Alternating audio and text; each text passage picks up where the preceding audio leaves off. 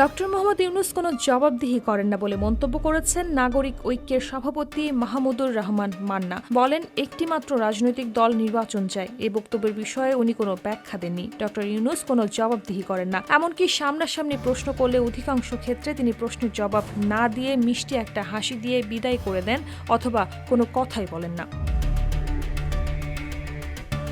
গণ অধিকার পরিষদ আয়োজিত গণহত্যার বিচার, রাষ্ট্র সংস্কার ও নির্বাচনের রোডম্যাপ শীর্ষক আলোচনা সভায় কথা বলেন মাহমুদুর রহমান মান্না। তিনি বলেন, অধ্যাপক ইউনূস বলেছেন ডিসেম্বরের আগে মাত্র একটি রাজনৈতিক দল নির্বাচন চায়। এই বিষয়ে তিনি কোনো ব্যাখ্যা দেননি। এটা কি তার মতো একজন দায়িত্বশীল ব্যক্তির বলার সাজে? 29টি দল ইতোমধ্যে ডিসেম্বরের মধ্যে নির্বাচন চেয়েছে। এ ভুল কি করে হয়?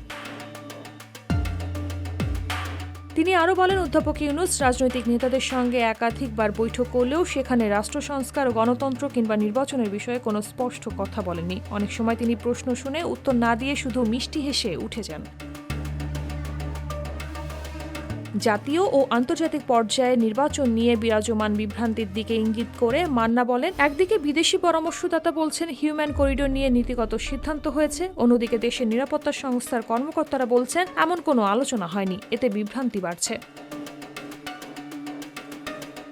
জুন মাসে নির্বাচন আয়োজনের যৌক্তিকতা নিয়ে প্রশ্ন তোলেন তিনি। মান্না বলেন, জামায়াতে ইসলামীর মতো দলও ফেব্রুয়ারিতে নির্বাচন চায়, তাহলে জুনের মতো প্রতিকূল আবহাওয়ায় নির্বাচন কেন? অন্তর্বর্তী সরকারের প্রতি সতর্কতা জানিয়ে মান্না বলেন, শক্তি থাকলেই দেশ চালানো যায় না। ভুল নীতির ওপর দাঁড়িয়ে সরকার পরিচালনা করলে পরিস্থিতি খারাপ হবে।